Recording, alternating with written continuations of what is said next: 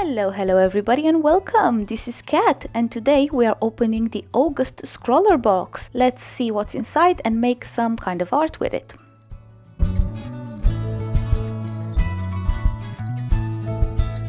Let's see what we have in this month's box. Oh my gosh, I think we have paints. The cover of the Scrawler scene always gives you like a hint of what's inside the box, and by the looks of it we have some very thick paints, maybe oils, I'm thinking. Oh, and portraits. I'm so excited.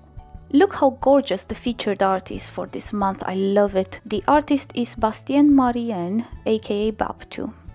We have two leaflets here with the art supplies in the box because ScrawlrBox sent an email earlier this month saying that they couldn't get the pencil they wanted originally to include, so they put a different one in the box. Which is fine by me because pencils are pencils no matter what they are. We also have a plastic palette knife, which is basically like a credit card that you use to paint with. We also have this month's sticker, which is gorgeous as always. The pencil that I had to swap last minute is a Faber Castell box standard 2B pencil. Yay! We have a brush! You guys know how I like my brushes. This is a Pro Art Series 60 PROLON brush with synthetic bristles. For a change, we have a bubble gum instead of a regular candy. And the stars of the show, we have 3 tubes of paint. These are Rowney System 3 Heavy Body Acrylics in blue, yellow and magenta. Our painting surface is a thick cardboard, a textured cardboard actually. Let's see what the pamphlet says. It says it's a Artboard pack of 3.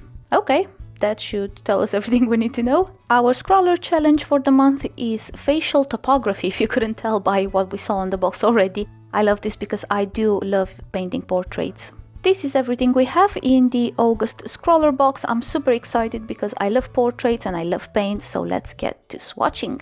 I don't know why I keep swatching the pencils because it's just a regular pencil. It works exactly how it's supposed to work.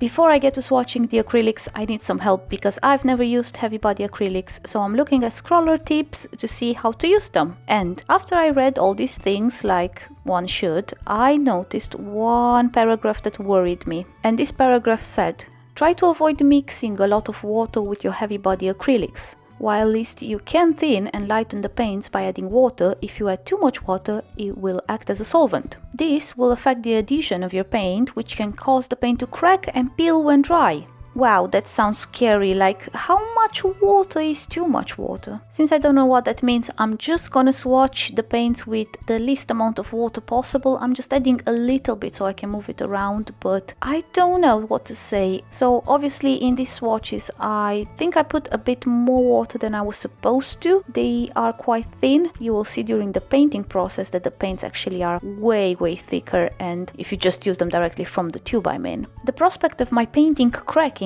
is so utterly terrifying to me that I just went ahead and just not used any water if possible. Another terrifying realization is that I don't have white, so yellow is basically the lightest color I can get, and probably a mixture of blue and purple will be the darkest. So how am I supposed to paint skin without white? I have no idea. I have to think about this. So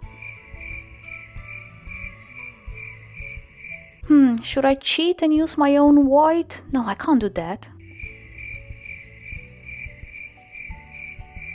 Guys, I can't do this. I can't paint skin without white. I know how to do this. Well, I have a plan that might or might not work. I'm gonna try and use the white of the canvas to incorporate it in my painting. And I'll just be using the paints for midtones and for shadows. I got the idea after looking through my gallery of photographs, and I found one photograph of myself where the light is quite harsh and it creates a very strong contrast between the highlights and the shadows in the photograph. So I put that photograph in a photo editor and I pulled all the way up the contrast and the exposure and the saturation, and I got a very interesting abstract looking portrait of myself. So that's what I'm going to try and do. I'm going to try and do a self-portrait with very strong contrast and very block monolith colors. I'm going to start off with the background this time, even though this is not something I usually do, but in this painting I got quite intimidated by the colors, so I thought I'm going to start with the background because that's the easiest part. In the photograph I'm referencing, the background is very nicely blurred and there's a lot of greenery behind me, so I'm trying to imitate that kind of blur effect that I see in the photograph. Obviously with paints that's a bit more difficult, but I'm using everything I have at my disposal, including the paper tissue that was in the scrawler box in which the products came wrapped, and I'm just blotting the paper gently in order to get a little bit of a gradient. This is where having some white paint would have been really handy. The background has very strong pure colors. I would have wished it to be a bit more pastel, but obviously that's not an option, and being so afraid of adding water to the colors in case they might crack, I just went on with the colors exactly how they came out of the tube, and the only water that I'm using is whatever is left in the brush after cleaning it up. The sketch gave me a bit of a headache, to be honest, and this is the reason why I haven't included any footage of me actually doing the sketch. The canvas is very white, and when I tried to sketch initially, the pencil would not erase, so obviously me doing the construction lines and everything meant that I had to erase a portion of the sketch. The problem was I couldn't erase all the lines, and without having a white color to apply on top and correct, those lines would have shown through, and I didn't want that kind of a messy, dirty look from the pencil being erased. So what I did was to sketch everything on a different piece of paper, clean it up, have it perfect and mint and crisp, and then I just transferred it over to the canvas, and this is how I got this very clean looking sketch. In terms of the actual painting technique, as you can see, it's a bit weird and it's gonna look way worse before it looks better. I wanted to try something different and experiment with a technique that I never ever use, and it all started with the prompt for the challenge, which is facial mapping.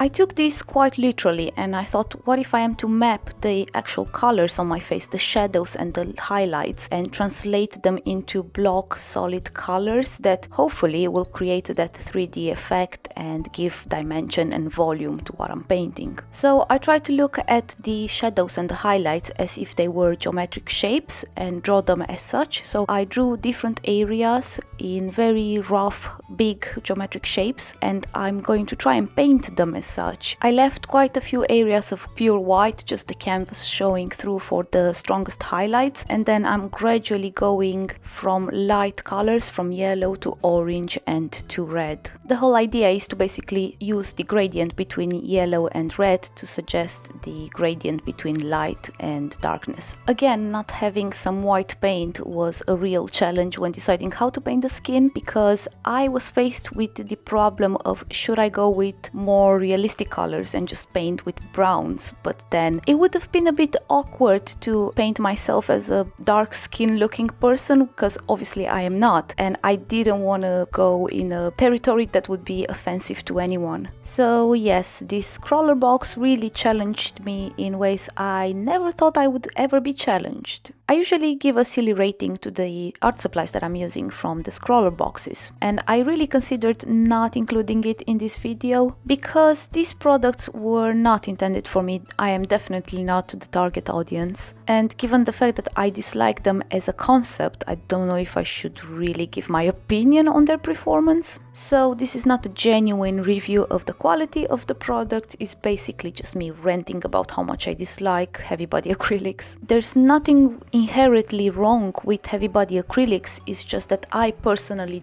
don't like them. I don't like their texture, the fact that they feel very oily. I don't like the fact that they retain the texture of my brush or the canvas. I don't like the way they layer on top of each other. And worst of all is that they are actually very transparent if you don't use them like in really heavy, thick layers. Acrylics are my absolute favorite medium. I've painted with acrylic colors for the longest time. I've tried pretty much everything that's on the market and I know what I like. To me, the perfect acrylics need to be thick, they need to be pigmented, and they need to be opaque. They need to be able to be mixed with water, and they should retain all those qualities no matter how much water you add into the mix. These heavy body acrylics have none of the qualities I like when it comes to acrylic paint, so obviously I do not like them at all. And for that reason I'm gonna give them a 2 out of 5 paws. The cardboard is okay. It's a good surface for painting with acrylics and oils, maybe even soft pastels. Given how rough the texture is, I don't think this is a good surface for colored pencils or for graphite. Probably not for watercolors either, just because the texture is not that absorbent. Overall, it's a good painting surface. It's nothing impressive, so I'm gonna rate it as a 3 out of 5 paws. The brush was really good. I enjoyed it. I was able to get both thick and thin lines with it. It retained the shape and it behaved well. I am not very pretentious with the brushes, to be honest, unless they lose their shape immediately or they shed the bristles. I'm fine, anything goes for me. This brush did everything it was supposed to do and it did it well, so I'm gonna rate it as a 4 out of 5 paws. The pencil was, well, to be perfectly honest, I didn't use the pencil. I feel like these pencils that are included in the scrawler boxes are just fillers. They are just pencils. Honestly, they don't do anything special. You can go without them. You can just use your whatever pencil you have or your mechanical pencil. I'm not even going to try and rate this one. And lastly, the palette knife. Well, that's not actually a palette knife, is a credit card that has no money on it. It behaved exactly how you would imagine a piece of plastic would behave if you try to apply some paint with it. It doesn't give you much control and it doesn't give you a even or very precise application. I think a proper metallic painting knife does the job way better, so I would recommend that instead. The plasticky palette knife slash credit card gets a 2 out of 5 paws from me. This was probably my least favorite scrawler box that I tried so far, which doesn't actually say a lot because I've only had 3 boxes so far. But if I learned anything, is that I just don't like heavy body acrylics. I knew I didn't like them before trying these ones, and I am even more convinced now that I will never ever pick them up again. However, this box did teach me a very valuable lesson, which is how fortunate I am to be able to go into an art store and pick up from hundreds of shades of colors, whichever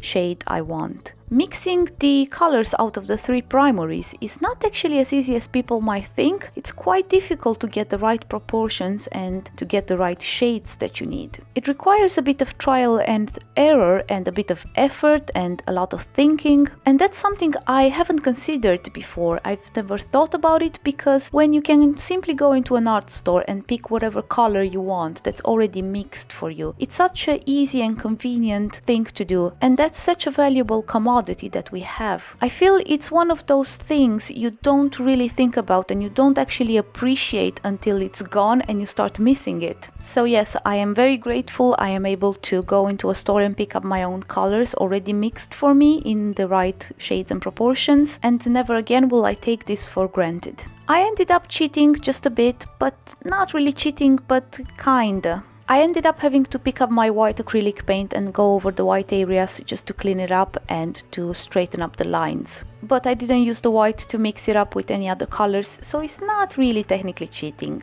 And this is the final painting. I can't say I'm that happy with the way it turned out, but at least it looks like me, so I'll take it. I hope you guys enjoyed this video. Thank you so much for watching, and as always, I will see you in the next video. Take care, bye bye!